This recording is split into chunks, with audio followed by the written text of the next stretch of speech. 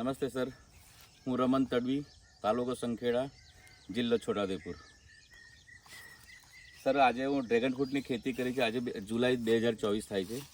હું એ છોટાઉદેપુર બાગાયત વિભાગ તરફથી અને ગુજરાત સરકાર બાગાયત વિભાગ તરફથી ઓનલાઈન પોર્ટલ પર 2023માં એપ્લિકેશન કરેલી કમલમ ડ્રેગન ફ્રૂટની ખેતી કરવા માટે. મારી એપ્લિકેશન પાસ થઈ ગઈ.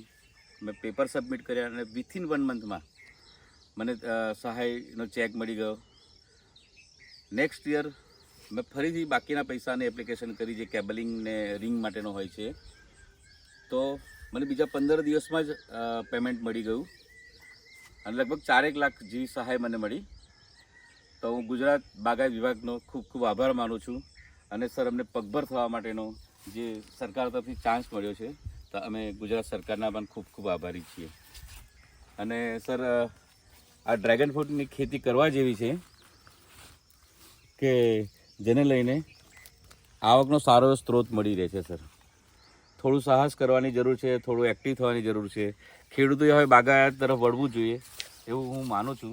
અને લાંબા સમય માટેનો આ પાક છે અને આવક પણ ઘણી સારી છે, જો તમને માર્કેટિંગ મળી જાય તો. સર, ગુજરાત સરકારનો ફરીથી આભાર માનીશ કે જેમને મને આ પ્લાન્ટ માટે, પોલ માટે અને સહાય તો કરી, આર્થિક સહાય તો થઈ જ થઈ, ઉપર માર્ગદર્શન પણ ઘણું મળ્યું ડિપાર્ટમેન્ટ તરફથી. જે આ મેક્સિકન અને વિયેતનામનો પ્લાન્ટ છે, આપણને ઘણી બધી ઓછી ખબર છે, પણ બાગાયત વિભાગ તરફથી જે માર્ગદર્શન મળ્યું એના લીધે અમે આ સક્સેસ કરી શક્યા. તો મારી સક્સેસનો આધાર છે ગુજરાત સરકાર બાગાયત વિભાગ. આની પ્રોસેસ જણાવજો જરા.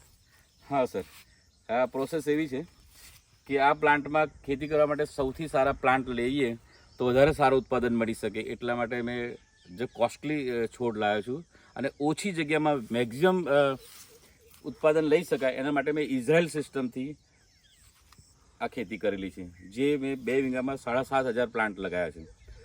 અને યલો ડ્રેગન પણ મારી પાસે છે અને રેડ ડ્રેગન પણ મારી પાસે છે. જો કોઈને માર્ગદર્શન જોઈતું હોય, અમને લાગે, હું પોતે એગ્રીકલ્ચર ગ્રેજ્યુએટ છું અને હું પાક્કો ખેડૂત તો નથી, પણ કોશિશ કરું છું કે હું સારું કરી શકું. સર, છતાં બી કોઈને મારી આ વિડીયો જોઈને કોઈને માર્ગદર્શનની જરૂર લાગે તો મારો મોબાઈલ નંબર છે રમન તડવી 9825037705. વડોદરામાં હું રહું છું અને સંખેડામાં મારું ફાર્મ છે, જ્યાં મારું વતન છે. નમસ્તે sir, thank you. Thank you.